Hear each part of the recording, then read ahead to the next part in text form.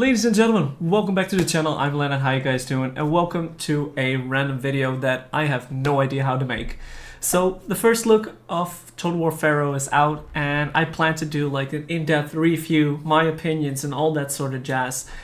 And my god, I have no idea what to do with it. So this is a little bit of a random video. I have got together a video with cinematics from someone else. The credits are in the comment section down of in the description. And with that cinematic, I'm just gonna focus on the gameplay and my opinions on it.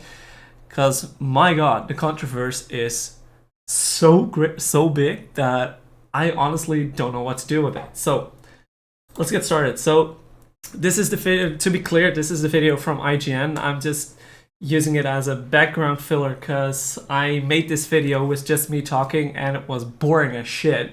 So I wanted to do a little bit more, but I don't have the capability to do that. So full credits goes to them. I'll link to the video and their channel in the description. Hopefully they don't mind it. And if they do, you'll never see this video. So with that being said, Total War Pharaoh, what the hell is going on? There has been a lot of controversy already. Like, this is just gameplay that's coming out for the past 2 days.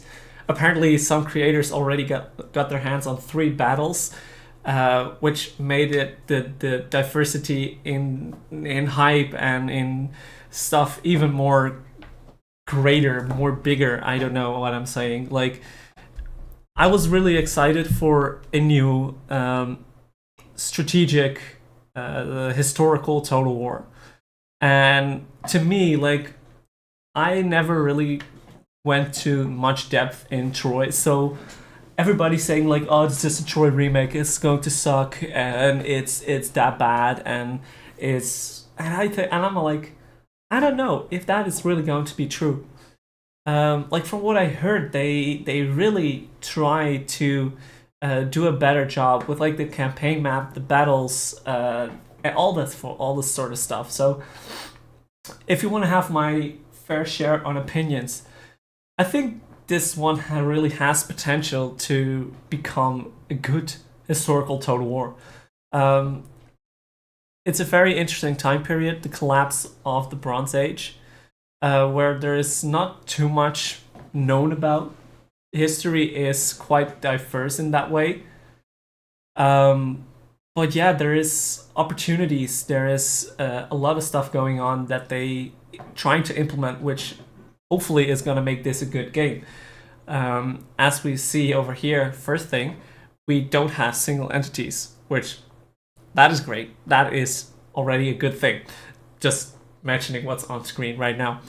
But if we go back to the campaign map with the pillars of civilization that they were talking about in the video, I really enjoyed that idea. Like, you start off with the green lushness, and as the game goes farther into collapse, you have the pillars of civilization being destroyed, the world going into crisis, the world turning darker. Like, that whole idea is quite fascinating, in my opinion. So with that being said, I do think they really have some kind of sweet spot that they're trying to get to. And also, in the back end of the game, like how farther you go into the game, you have the way towards becoming a pharaoh, becoming the great king. I like that idea. Like, and if you become pharaoh, you should have more power. You're the freaking pharaoh of everyone. So it should be like intriguing to find out what do you need to get to become pharaoh. What do you need to have, like, the influence, the civil war, and what does it take to get yourself out of collapse, to survive the whole collapse of the Bronze Age, to survive the incursions of the Sea Peoples, to survive civil wars. Like, that's really an intriguing idea, and I think they're trying to push you a little bit in a certain direction for that. But that is just a mind-blowing idea, I think.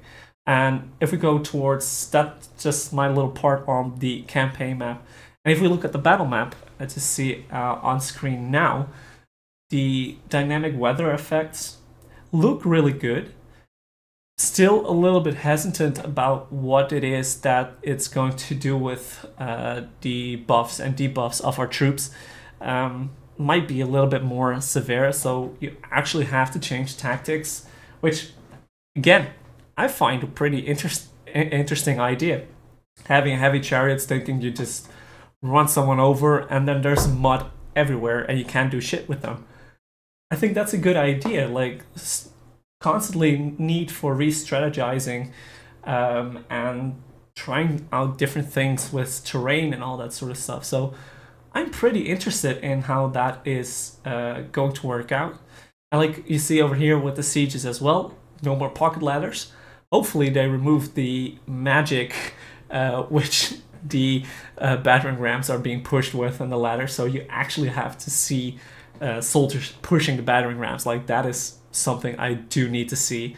But like, what I've heard so far is that they made dramatic changes to siege AI, that the AI is going to be a lot more difficult, and that the developers are trying to make it more difficult on you, so you don't just blaze through in the end game.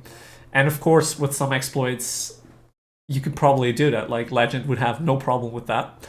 But but for the normal Total War players, I feel like this is going to be a very challenging historical Total War, and I'm quite excited for that. Like, at some point, you always become overpowered, and I feel like they try to manipulate that with the incursions, with the sea peoples that sort of revelate the endgame crisis, like with the Huns in Attila, or with the endgame crisis in Warhammer 3. But just trying to do that a little bit better, a little bit more polished. So yeah, overall, I think I'm quite excited, and I understand that it's disappointing to some people that it's not Medieval 3 or Medieval 2 or Empire 2 or whatever it is that they were hoping to be. But I think there is going on too much stuff being hyped up first, and then it just falls down to shit. So I do think we need to stay like more out of the way, like not hype it up too much, but more, I'm not getting the word right now. But we just sort of wait out more information, more trailers, maybe more beta stuff coming out, because this is all alpha build right now. We still have like 3 or 4 months to wait. So overall, I think I am very happy and very interested in what Total War Pharaoh has to offer us this coming October. And I want to see some discussion in the comment section down below. But what I don't want is people being disrespectful and hating on other people, or hating that much on the game. That you're disappointed with it, sure, but don't be a dick about it. So I hope you guys enjoyed my opinions on the next historical Total War game. And there's probably a lot of stuff that I missed, but hopefully in one of the next streams we're gonna discuss it either way again. So I just want to say thank you guys for watching. Hopefully you guys enjoyed, and I'll see you guys next time. Don't forget to subscribe. Shit. Peace.